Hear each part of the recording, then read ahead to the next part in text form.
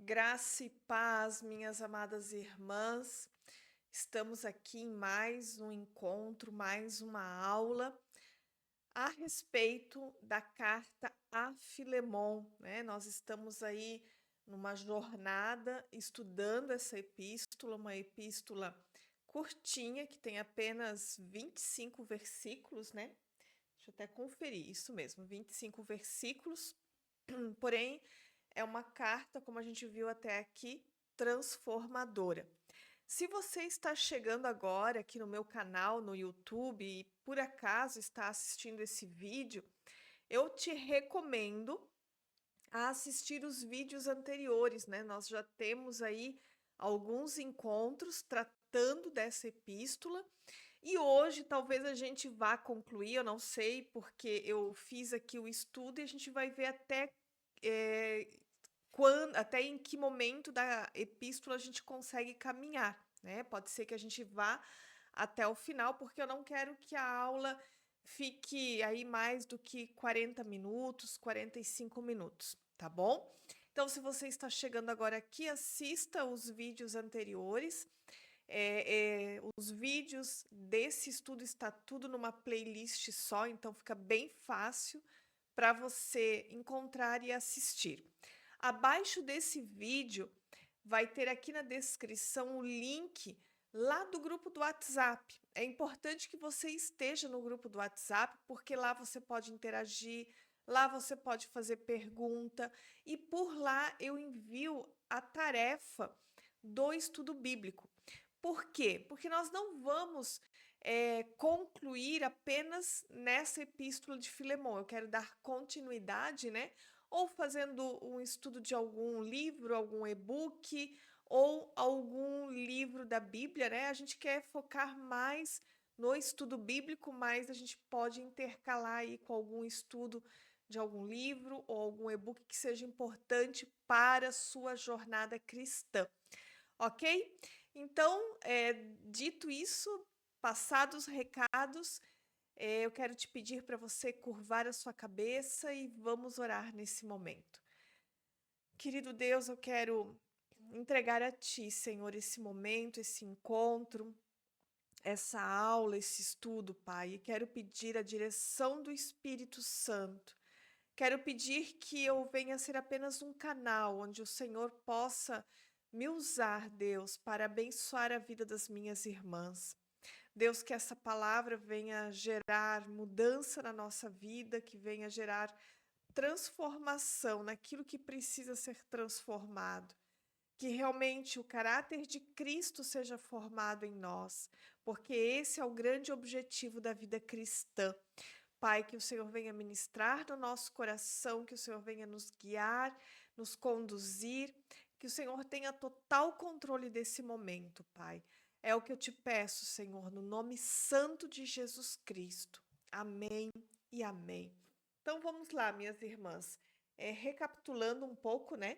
Semana passada a gente chegou até o versículo 7, né? A gente viu ali um pouquinho da saudação, da ação de graças, e hoje nós vamos ver do versículo 8 em diante. Como eu já falei, eu quero ver até em que versículo eu consigo chegar, né? Se a gente conseguir concluir a carta hoje, ok? Senão a gente finaliza semana que vem. No primeiro encontro que nós tivemos, que eu expliquei para vocês o que que é o estudo indutivo, eu falei para vocês terem marca-texto, post-it, para vocês fazerem um estudo, tá? Eu não vou conduzir vocês nessa parte porque isso é muito particular de cada um. Tem pessoas que gostam de grifar com canetas de cores diferentes, por isso que eu falei ali, né, para você ter esse tipo de material. Tem pessoas que gostam de anotar no post-it, colar ali na Bíblia. Então, você fica aí na liberdade de fazer como você achar melhor. Eu vou mostrar aqui para vocês, vocês já sabem que eu tenho essa Bíblia aqui, Bíblia de Estudo da Mulher Plena, mas eu confesso que eu fiquei com dó de riscar ela, então eu estou fazendo isso na minha Bíblia antiga. Deixa eu ver se eu consigo mostrar, acho que agora sim. Tá vendo aqui? Então, eu destaco, apesar de eu estar usando apenas uma cor de marca-texto, né? Eu destaco, eu escrevo e tem os post-its aqui que eu anoto ali. Dá para ver aqui, ó, tá? Então, você faz conforme você achar melhor, tá? Então, vamos lá. Eu vou ficar olhando aqui para o lado porque as minhas anotações estão aqui na Bíblia e estão no meu caderninho aqui, ó, tá vendo? Opa, tá ruim ali, né? Então, tomara que eu consiga passar tudo que eu anotei, aquilo que eu estudei, aquilo que eu meditei a respeito dessa epístola, principalmente desse versículo em diante que nós vamos ver hoje. Então vamos lá, que você possa estar aí também com a sua Bíblia, eu vou usar aqui a NVT, tá? Aquela Bíblia de estudo ali, a NVI, aquela que eu mostrei para vocês. Mas vamos seguir aqui. Versículo 8 diz o seguinte: Por isso, ainda que pudesse exigir em Cristo que você faça o que é certo, prefiro pedir com base no amor.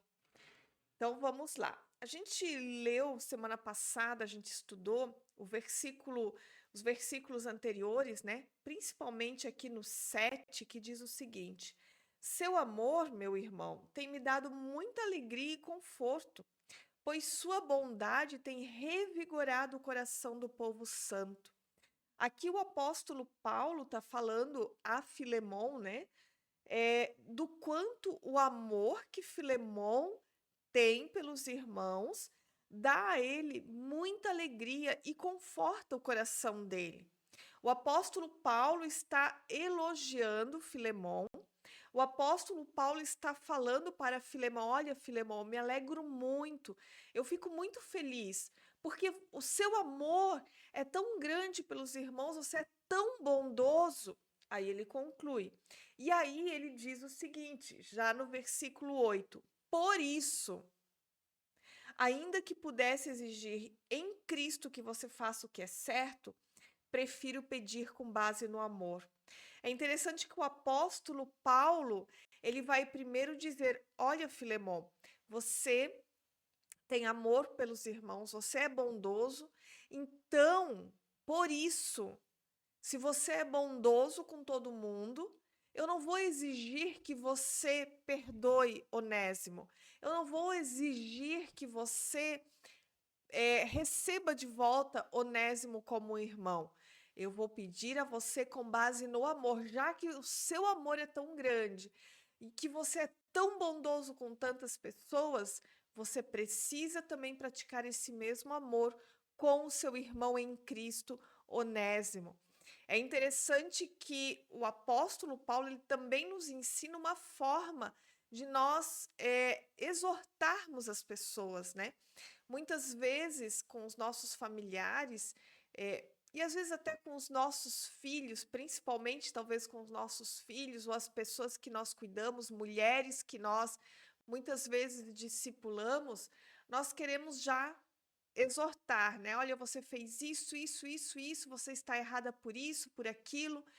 Mas aqui o apóstolo Paulo está nos dando uma lição de como nós devemos exortar as pessoas à maneira bíblica, né? De forma bíblica, uma forma biblicamente correta.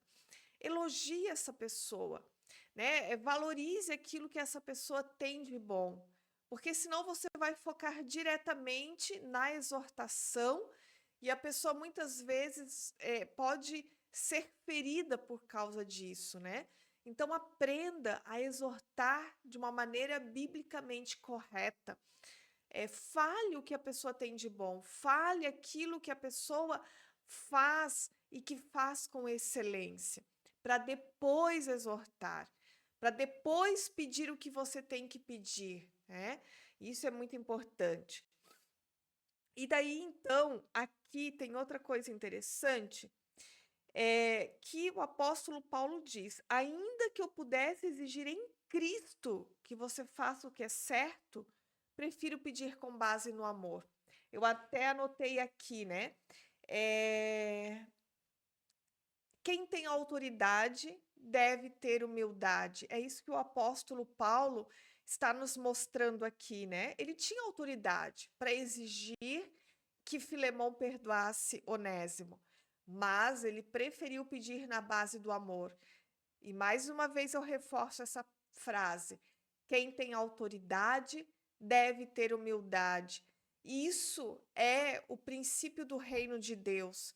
Nós, por mais muitas vezes que tenhamos autoridade sobre os nossos filhos, ou sobre pessoas que estão debaixo da nossa liderança, nós precisamos entender que o princípio do reino de Deus é a humildade. Quanto mais autoridade você tem, mais humildade você deve ter. Amém, minhas irmãs? Então vamos prosseguir aqui. Eu, Paulo, já velho e agora prisioneiro de Cristo Jesus. Aqui a gente entende que o apóstolo Paulo já estava na velhice, né? Ele menciona aqui na epístola. E aqui ele diz, né? Prisioneiro de Cristo Jesus. Ou seja, o que ele quer dizer com isso? Que ele pertence a Cristo. Nós já vimos lá na primeira aula, na segunda, na verdade, porque a primeira a gente aprendeu sobre o estudo indutivo.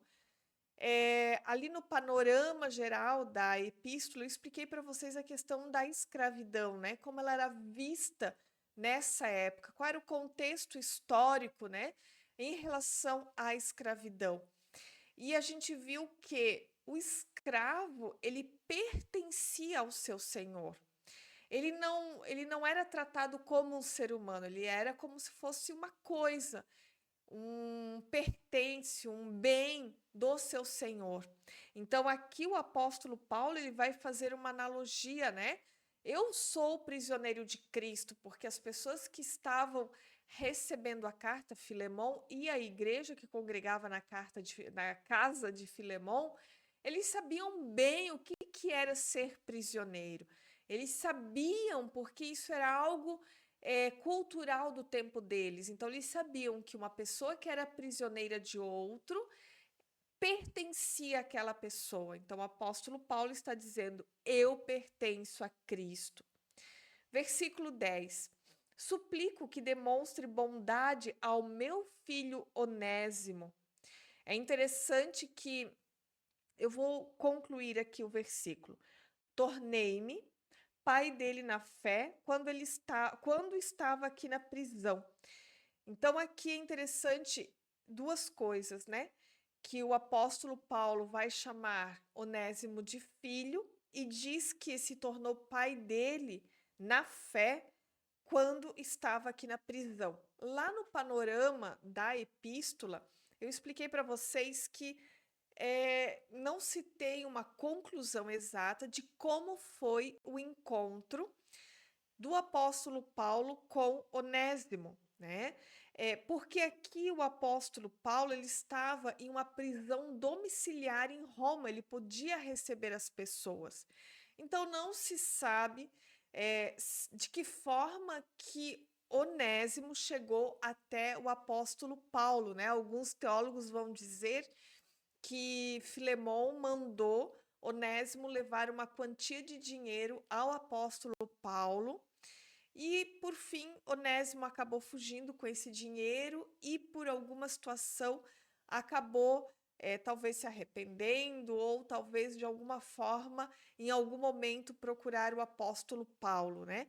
Então, o que se sabe é isso, que o apóstolo Paulo já era velho, isso a gente viu, né, aqui que ele cita, que ele estava numa prisão domiciliar, né? Isso a gente sabe também historicamente, porque também é mencionado isso lá no livro de Atos, se eu não me engano, que ele estava em uma prisão domiciliar em Roma e que ele evangelizou Onésimo, mas não se sabe como foi esse encontro e de que forma, tá?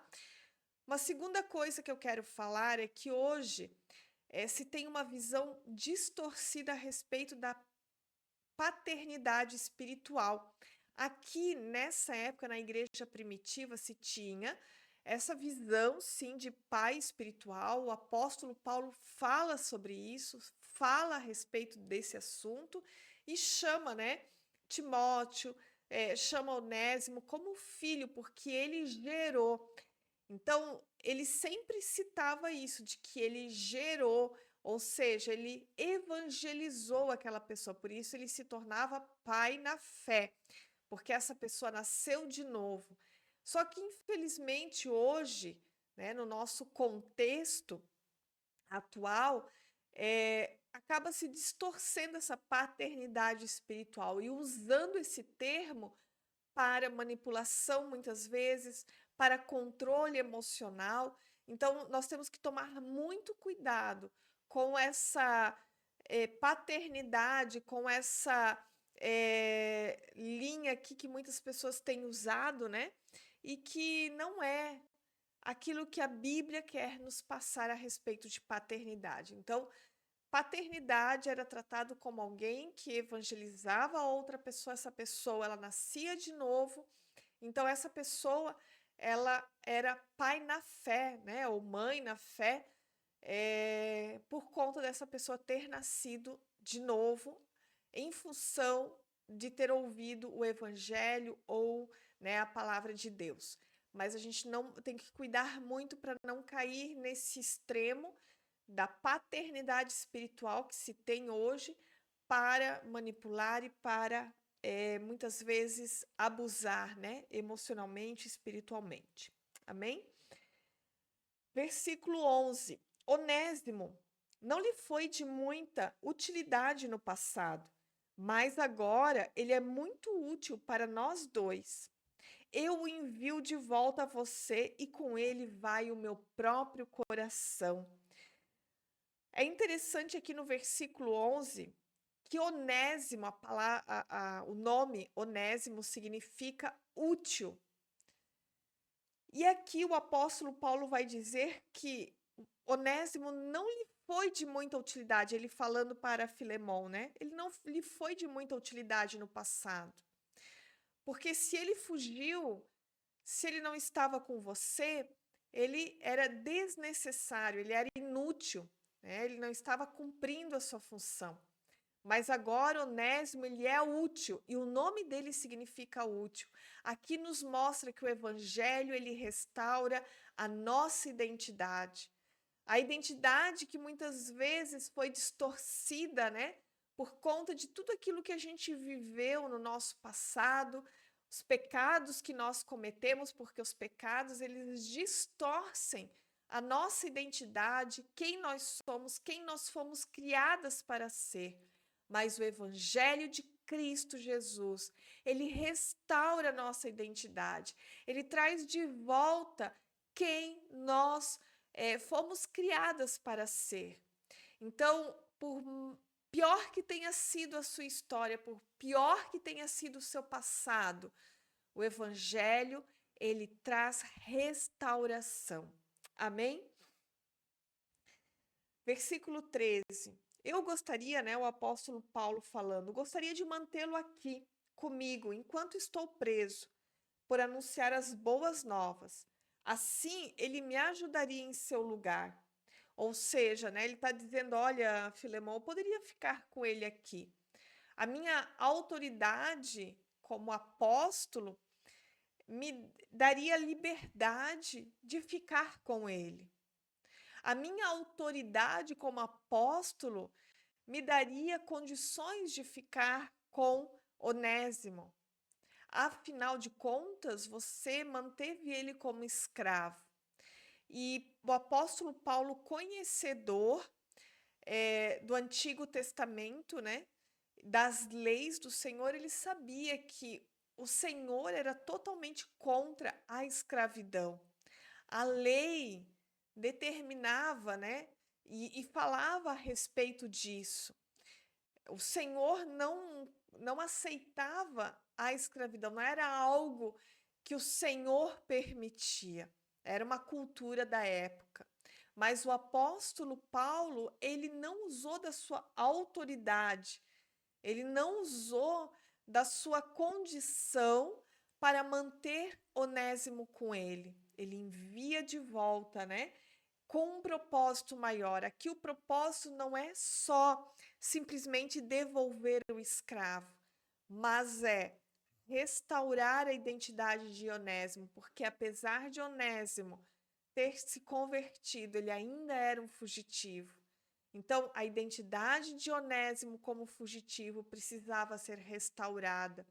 Deveria haver reconciliação entre Onésimo e Filemon, porque o evangelho é o evangelho da reconciliação.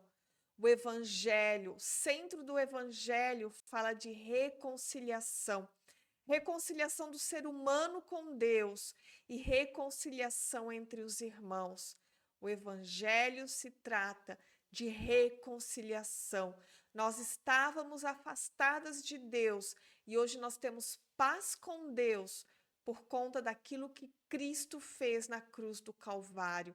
Então, o ponto principal dessa carta, dessa epístola, é a reconciliação, é a restauração, é a intercessão do apóstolo Paulo em favor de Onésimo, é a representação do apóstolo Paulo daquilo que Cristo fez por nós na cruz do Calvário, assim como o apóstolo Paulo estava intercedendo por Onésimo para que houvesse a reconciliação. Jesus também intercedeu por nós para que houvesse reconciliação entre nós e o Criador. 14. Mas eu nada quis fazer sem o seu consentimento. Meu desejo era que você ajudasse de boa vontade e não por obrigação. Ao que me parece, você perdeu Onésimo por algum tempo para ganhá-lo de volta para sempre. Então, esse é o evangelho da reconciliação. É reconciliando o ser humano com Deus para sempre, por toda a eternidade. 16. Ele já não é um escravo para você, é mais do que um escravo, é um irmão amado, especialmente para mim. Agora ele será muito mais importante para você como pessoa e como irmão no Senhor. Olha como o evangelho, ele transforma as questões da sociedade não de fora para dentro, mas de dentro para fora. O plano do Senhor nunca foi e não é ter uma reforma social por obrigação ou por força, mas é que os corações sejam transformados. E por causa de um coração transformado, haverá uma sociedade curada e sarada. Aqui o apóstolo Paulo poderia muito bem determinar, olha, entre os cristãos não pode mais haver escravidão, mas ele preferiu tratar o coração, falar sobre questões que são princípios do reino, para que não só Onésimo fosse restaurado, mas que Filemon também fosse tratado, para que o caráter de Cristo fosse formado na vida de Filemon, para que Filemon tivesse o seu interior tratado e através disso ele entendesse de que não era da vontade de Deus que ele tivesse escravos, que ele mantivesse pessoas como coisas, como pertences, mas que ele olhasse para essas pessoas como irmãos, como aqueles que carregam a imagem de Deus. Todos nós carregamos a imagem de Deus, independente de sermos convertidos ou não. A grande diferença é que quando nós somos convertidos, nós nos tornamos irmãos em Cristo, mas todo ser humano carrega a imagem de Deus. E aqui o apóstolo Paulo está enfatizando isso. Receba Onésimo como seu irmão, não como escravo. Portanto, se você me considera seu companheiro na fé, receba-o como receberia a mim. E aqui é o ponto principal da epístola, versículo 18. Isso aqui é importante você grifar, porque a parte principal é o cerne, é o fundamento de toda essa epístola. Versículo 18, olha que lindo, gente, isso aqui é emocionante. Se ele o prejudicou de alguma forma, ou se lhe deve algo, cobre de mim. Eu, Paulo, escrevo de próprio punho, eu pagarei.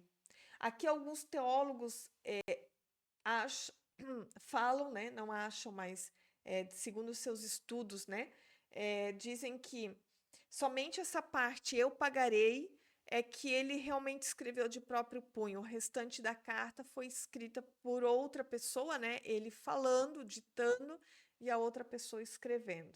E outros teólogos vão dizer que ele escreveu toda a epístola a próprio punho. Mas olha, gente, que lindo, que maravilhoso esse versículo. Se ele o prejudicou de alguma forma, ou se lhe deve algo, cobre de mim. Eu, Paulo, escrevo de próprio punho, eu pagarei. Vamos mudar um pouco a linguagem desse versículo? Jesus falando para o Senhor. Se essa irmã, se a Luciana te prejudicou de alguma forma, ou se ela te deve algo, cobre de mim. Eu te digo, Senhor, Jesus falando, eu pagarei. E Jesus pagou. Ele pagou o preço pelo meu pecado e pelo seu pecado.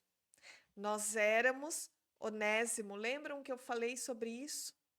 Nós somos todas fugitivas, desde o jardim do Éden nós somos fugitivas.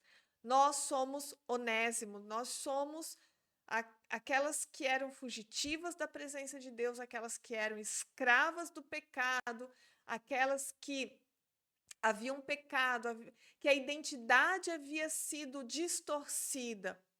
Jesus então fala para o nosso Senhor: se ela fez algo contra você, se ela te deve algo, eu pagarei. Coloque na minha conta, e Jesus pagou. O versículo 18 é o ponto principal, o ponto alto, né, dessa epístola, assim como nos filmes tem aquele ponto chave, aquele ponto alto, né? O versículo 18 é o ponto alto dessa epístola. E não mencionarei que você me deve sua própria vida.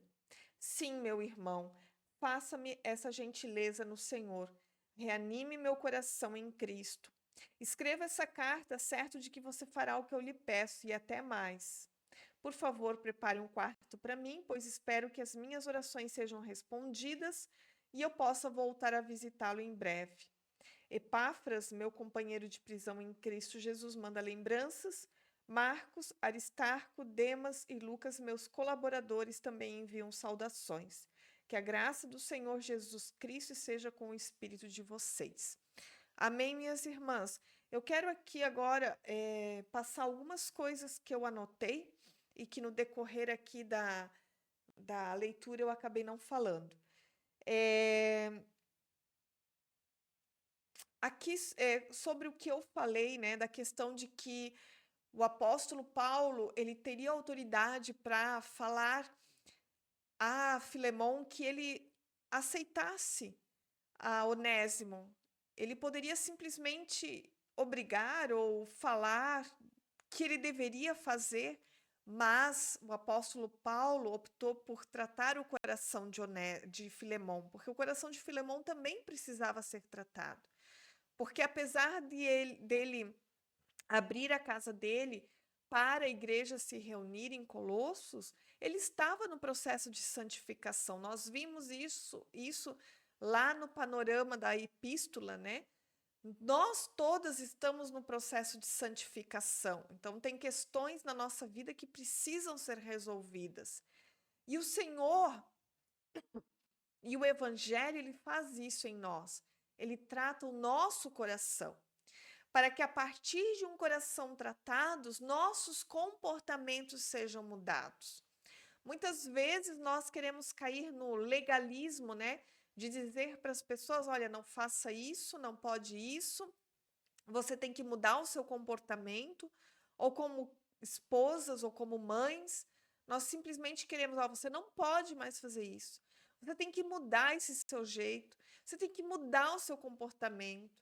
Mas você precisa entender que os nossos comportamentos são reflexos do nosso coração. Os nossos comportamentos é reflexo daquilo que está dentro de nós. Então não tem como mudar comportamento se nós não mudarmos o coração. Então, se existe algo de comportamento inadequado na sua vida ou na vida de pessoas que estão ao seu redor, precisa ser olhado para aquilo que está no coração. E ali precisa ser tratado, ali o evangelho precisa chegar. Ali precisa haver transformação que só pode ser operada pelo Espírito Santo. Amém? Vamos lá, o que mais eu anotei aqui? Eu anotei algo importante também, né, de toda essa epístola. Onésimo, ele era escravo, ele teve a sua identidade distorcida, né, o útil, que era o significado do nome dele, ele se tornou inútil. Ele roubou, ele estava como fugitivo, mas a restauração dele nos mostra que não existe ninguém que o Senhor não possa restaurar. Não existe pessoas que sejam irrecuperáveis nas mãos do Senhor. Então, muitas vezes, talvez você esteja aí passando por lutas na sua mente de culpa, de sentimento de inadequação, de questões que você viveu ou coisas que você fez e que foram pecaminosas e que desagradaram ao Senhor e que talvez você carregue essa culpa dentro de você. Saiba que não existe pessoas que sejam irrecuperáveis nas mãos do Senhor. Vamos ver o que mais aqui, minhas irmãs. Eu anotei algumas coisas aqui na minha tela do computador. Deixa eu ver aqui. A gente conseguiu concluir, né? Chegamos até o final. Vamos ver aqui o que eu anotei.